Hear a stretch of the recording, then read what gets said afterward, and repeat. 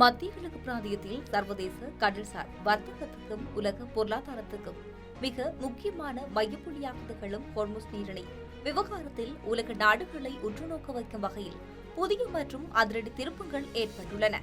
சர்வதேச அளவில் பெரும் கொந்தளிப்பை ஏற்படுத்திய இந்த சூழலில் ஹோர்முஸ் நீரிணையை மீண்டும் போக்குவரத்துக்காக திறக்க வேண்டும் என்றால் அமெரிக்கா தங்களுக்கு உடனடியாக நட்டஈடு வழங்க வேண்டும் என்றும் தங்கள் மீது விதிக்கப்பட்டுள்ள கடற்படை முற்றுகையை உடனடியாக முழுமையாக முடிவுக்கு கொண்டு வர வேண்டும் என்று ஈரான் அரசு மிகவும் கடுமையான நிபந்தனையை விதித்துள்ளது. இவ்வாறானதொரு தீவிரமான சர்வதேச அரசியல் சூழ்நிலைக்கு மத்தியில் ஹோர்முஸ் நீரிணை வழியே புதிய கடல்சார் போக்குவரத்து பாதைகளை தீர்மானிப்பது தொடர்பாக ஓமான் நாட்டுடன் ஒரு இறுதி உடன்படிக்கைக்கு வர தயாராக இருப்பதாக ஈரான் உத்தியோகபூர்வமாக தெரிவித்துள்ளது. இந்த விவகாரம் தொடர்பாக ஓமானின் மஸ்கட் நகருக்கும் ஈரானின் தெஹ்ரான் நகருக்கும் இடையிலான ராஜதந்திர பேச்சுவார்த்தைகளில் மிகவும் குறிப்பிடத்தக்க மற்றும் முக்கிய முன்னேற்றங்கள் எட்டப்பட்டதாக சர்வதேச அரசியல் அவதானிகள் சுட்டிக்காட்டினர். இந்த முக்கிய ராஜதந்திர நகர்வுகள் குறித்து கேம்பிரிட்ஜ் பல்கலைக்கழகத்தின் பிரபல விரிவுரையாளரான ரோக்சேன் ஃபர்மயன் சர்வதேச ஊடகம் ஒன்றுக்கு அளித்த சிறப்பு நேர்காணலில் விரிவாக பேசியுள்ளார். அதில் அமெரிக்கா தனது சர்வதேச ஒப்பந்தம் பொறுப்புகளை சரியாக நிறைவேற்ற தவறிவிட்டது என்பதே ஈரானின் முதன்மையான குற்றச்சாட்டாக உள்ளது என அவர் தெளிவாக குறிப்பிட்டுள்ளார். அமெரிக்காவின் இந்த செயற்பாடுகளினாலே தற்போதைய பதற்றமான சூழல் உருவாகியுள்ளதாக ஈரான் கருதுவதாகவும் அவர் சுட்டிக்காட்டியுள்ளார். அதேவேளையில் இந்த விவகாரம் குறித்து பேசியுள்ள அமெரிக்க ஜனாதிபதி டொனால்ட் ட்ரம்ப் தான் ஈரான் விவகாரத்தில் நேரடியாகவும் தீவிரமாகவும் தலையிடப் போவதில்லை என்றும் மாறாக ஈரானின் தற்போதைய பொருளாதார நெருக்கடிகள் மற்றும் அழுத்தங்களை அமெரிக்கா கூர்ந்து கவனித்து வருவதாகவும் தெரிவித்துள்ளார். இதனிடையே ஓமான் நாட்டுடன் எட்டப்படும் ராஜதந்திர உடன்படிக்கையின் மூலம் புதிய கடல்சார் பாதைகள் தீர்மானிக்கப்பட்ட போதிலும் ஈரான் முன்வைத்துள்ள நிபந்தனைகளை அமெரிக்கா முழுமையாக நிறைவேற்றும் வரை ஹோர்முஸ் நீரிணை மீண்டும் திறக்கப்பட மாட்டாது என்பதில் ஈரான் மிகவும் உறுதியாக இருக்கின்றது. இந்த விடயத்தை ஈரானின் வெளியுறவுத்துறை அமைச்சர் அப்பாஸ் அராக்சி மிகவும் தெளிவாக சுட்டிக்காட்டியுள்ளதாக சர்வதேச செய்தி நிறுவனமான குறிப்பிட்ட நிறுவனம் வெளியிட்டுள்ளது. மேலும் தனது உரையில் குறிப்பிட்ட வெளியுறவுத்துறை அமைச்சர் அப்பாஸ் அராக்சி கடந்த ஜூன் மாதம் எட்டப்பட்ட இடைக்கால ஒப்பந்தத்தின் விவாதங்களையும் நிபந்தனைகளையும் அமெரிக்கா முற்றிலும் மீறி செயற்பட்டுள்ளதாக இனிவரும் காலங்களில் அமெரிக்காவுடன் எந்தவொரு நேரடி பேச்சுவார்த்தையிலும் ஈரான் ஈடுபடாது என்று திட்டவட்டமாக அறிவித்துள்ளார். இனிவரும் ராஜதந்திர தொடர்புகள் மற்றும் செய்திகள் அனைத்துமே சர்வதேச மத்தியஸ்தர்கள் மூலமாக மட்டுமே பரிமாறப்படும் என்று அவர் வலியுறுத்தியுள்ளார். இறுதியாக அமெரிக்கா தங்களுக்கு ஏற்படுத்திய இழப்புகளுக்கு உடனடியாக நட்டஈடு வழங்க வேண்டும், ஈரான் மீது விதிக்கப்பட்டுள்ள கடுமையான பொருளாதார மற்றும் வணிக தடைகளை முற்றிலும் நீக்க வேண்டும் மற்றும் ஈரான் மீது மேற்கொள்ளப்படும் ராஜதந்திர ரீதியிலான அச்சுறுத்தல்களை அமெரிக்கா உடனடியாக நிறுத்த வேண்டும் ஆகிய பிரதான நிபந்தனைகளை அமெரிக்கா நிறைவேற்றினால் மட்டுமே ஹோர்முஸ் நீரிணையில் இயல்பு நிலை திரும்பும் என அரசு உலக நாடுகளுக்கு மீண்டும் வலியுறுத்தியும் இருக்கின்றது. இந்த மத்திய கிழக்கில் நாளுக்கு நாள் தீவிரமடைந்து வரும் போர்ச்சூழல் மற்றும் உலக பொருளாதாரத்தை அச்சுறுத்தும் கடல்சார் நெருக்கடிக்கு மத்தியில் அமெரிக்கா மற்றும் ஈரான் இடையிலான விவகாரத்தில் ஒரு முக்கிய அரசியல் திருப்பம் ஏற்பட்டுள்ளதாக செய்திகள் வெளியிடப்பட்டுள்ளன. ஈரான் நாடு ஹோர்முஸ் நீரிணையை முழுமையாக மற்றும் முற்றிலுமாக மீண்டும் போக்குவரத்துக்காக திறக்குமானால் அந்த நாட்டோடு புதிய அணுசக்தி ஒப்பந்தம் ஒன்றை எட்டும் முயற்சியை அமெரிக்க ஜனாதிபதி டொனால்ட் ட்ரம்ப் கைவிட தயாராக இருக்கலாம் என்று பிரபல சர்வதேச ஊடகம் ஒன்று செய்தியை வெளியிட்டுள்ளது.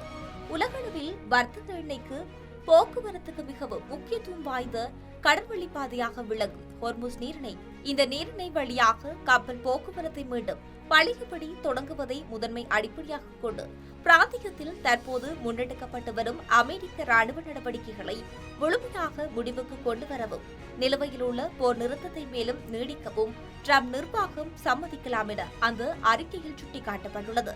ஈரானுடன் ஒரு முழுமையான மற்றும் இறுதியான அணுசக்தி ஒப்பந்தத்தை வலியுறுத்துவதற்கு பதிலாக இந்த வழிமுறையை அமெரிக்கா பரிசீலித்து வருவதாக தெரிவிக்கப்படுகின்றது. அமெரிக்க உயர் அதிகாரிகளை மேற்கோள் காட்டி தி வால் ஸ்ட்ரீட் ஜர்னல் வெளியிட்டுள்ள அறிக்கையின்படி ஜனாதிபதி டொனால்ட் ட்ரம்ப் கடந்த சில வாரங்களாகவே இதற்கான ஒரு அரசியல் மற்றும் ராஜதந்திர சூழலை உருவாக்கி வருகின்றார். ஈரானுடன் ஒரு புதிய அணுசக்தி ஒப்பந்தத்தை பெற முடியாவிட்டாலும் கூட அதிலிருந்து அமெரிக்கா விலகிச் செல்வதில் தவறை எதுவும் இல்லை என அவர் தனது மூத்த ஆலோசகரிடம் தனிப்பட்ட பேச்சுவார்த்தைகளின் போது தெரிவித்துள்ளதாக கூறப்படுகின்றது. இருப்பினும் சர்வதேச சமூகத்துக்கு பெரும் சவாலான ஹோர்முஸ் நீரிணையை மீண்டும் திறப்பதற்கு ஈரான் அரசு பல்வேறு கடுமையான நிபந்தனைகளை முன்வைத்துள்ளது. இதில் பல பில்லியன் டாலர்கள் நிதியுதவி அல்லது இழப்பீடு வழங்குதல், பிராந்தியத்தில் அமெரிக்கா மேற்கொண்டுள்ள கடற்படை முற்றுகையை உடனடியாக முடிவுக்கு கொண்டு வருதல், மத்திய கிழக்கு பிராந்தியத்திலிருந்து அமெரிக்க படைகளை முழுமையாக வாபஸ் பெறுதல், ஈரான் மீது விதிக்கப்பட்டுள்ள பொருளாதார தடைகளை நீக்குதல் மற்றும் பல்வேறு நாடுகளில் முடக்கி வைக்கப்பட்டுள்ள ஈரானிய சொத்துக்களை உடனடியாக விடுவித்தல் ஆகிய மிக முக்கியமான கோரிக்கைகள் அடங்குகின்றன. ஈரானின் இந்த கடுமையான மற்றும் விரிவான கோரிக்கைகள் காரணமாக வாஷிங்டனின் ராஜதந்திர தெரிவுகள் கணிசமாக குறைந்துள்ளதாக அமெரிக்க தரப்பில் கருதப்படுகின்றது. மேலும் விரைவான ஒரு சாதகமான உடன்பாட்டை எட்டுவதற்கு பதிலாக அமெரிக்காவுடன் ஒரு நீண்டகால மோதலுக்கு தேவையான தயாரிப்புகளில் ஈரான் ஈடுபட்டு வருவதாக தெளிவான அறிகுறிகளாகவே ஈரானின் இந்த நிபந்தனைகள் பார்க்கப்பட்டு வருகின்றது. ஈரான் மற்றும் ஓமன் நாடுகளுக்கு இடையே அமைந்துள்ள மிக குறுகிய கடல்வழி பாதையான இந்த ஹோர்முஸ் நீரிணை தற்போதைய சூழலில் அமெரிக்காவுக்கு எதிரான ஈரானின் சக்தி வாய்ந்த அழுத்த கருவிகளில் ஒன்றாக மாறியுள்ளது. ஏவுகணை தாக்குதல்கள் மற்றும் ட்ரோன் தாக்குதல் மூலம் வர்த்தக கப்பல் போக்குவரத்தை ஈரான் கடுமையாக பாதிக்கவும், இதன் காரணமாக சர்வதேச கப்பல் போக்குவரத்தில் பெரும் தாமதங்கள் ஏற்பட்டு உலக சந்தைகளும் சர்வதேச பொருளாதாரமும் கடுமையாக பாதிக்கப்பட்டுள்ளதாக தெரிவிக்கப்படுகின்றது. கடந்த பிப்ரவரி மாதத்தில் மோதல்கள் மற்றும் போர் தொடங்கியதைத் தொடர்ந்து ஈரான் இந்த முக்கிய நீர்வழி பாதையை முற்றிலுமாக மூடியது. அமெரிக்க போர்க்கப்பல்களும் அதன் கூட்டணி நாடுகளைச் சேர்ந்த கப்பல்களும் ஹோர்முஸ் நீரிணை வழியாக செல்வதற்கு அனுமதிக்கப்படக்கூடாது என்பதில் ஈரான் மிகவும் தீவிரமாக இருக்கின்றது. அதேவேளையில் இந்த நீர்வழி பாதையை பயன்படுத்த முயற்சிக்கும் பிற வர்த்தக கப்பலிடமிருந்து கட்டணம் வசூலிக்கும் புதிய நடைமுறை ஒன்றையும் அமல்படுத்த ஈரான் முயன்றுள்ளதாக தெரிவிக்கப்படுகின்றது. ஆனால் ஈரானின் இந்த கட்டுப்பாடுகளை அது விதிக்க முயலும் புதிய கட்டண முறையையும் அமெரிக்க அரசு முற்றிலும் நிராகரித்துள்ளதாக அமெரிக்க அதிகாரிகளை மேற்கோள் காட்டி செய்திகள் உறுதிப்படுத்திக் கொண்டே இருக்கின்றது. ஹோர்முஸ் நீரிணை ஏற்கனவே முழுமையாக திறக்கப்பட்டு விட்டதாக அமெரிக்க ஜனாதிபதி டொனால்ட் ட்ரம்ப் சமீப காலங்களில் பலமுறை பகிரங்கமாக கூறியிருந்த போதிலும் அவரின் அந்த கூற்றுக்கள் அனைத்துமே உண்மைக்கு புறம்பானவை மற்றும் முன்கூட்டியே சொல்லப்பட்டவை என்பது தொடர்ந்து நிரூபிக்கப்பட்டுள்ளதாக அந்த அறிக்கையில் கூறப்பட்டுள்ளது. அதேவேளை அமெரிக்காவின் உள்நாட்டு அரசியலிலும் இந்த மோதலின் தாக்கம் தீவிரமடைந்தும் இருக்கின்றது. பிப்ரவரி மாத இறுதியில் போர் தொடங்குவதற்கு முன்பிருந்த நிலையை விட அமெரிக்காவில் தற்போதைய பெட்ரோல் விலைகள் கணிசமாக உயர்ந்தும் இருக்கின்றது. இது அமெரிக்க மக்களிடையே பெரும் தாக்கத்தை ஏற்படுத்தியுள்ளது.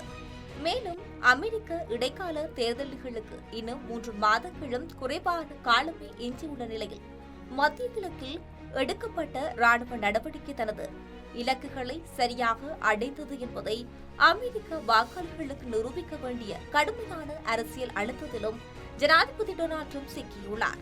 இதன் காரணமாகவே ஹோர்முஸ் நீரிணையை திறக்கும் விவகாரத்தில் அமெரிக்கா புதிய முடிவுகளை நோக்கி நகரக்கூடும் என எதிர்பார்க்கப்பட்ட வண்ணம் இருக்கின்றது.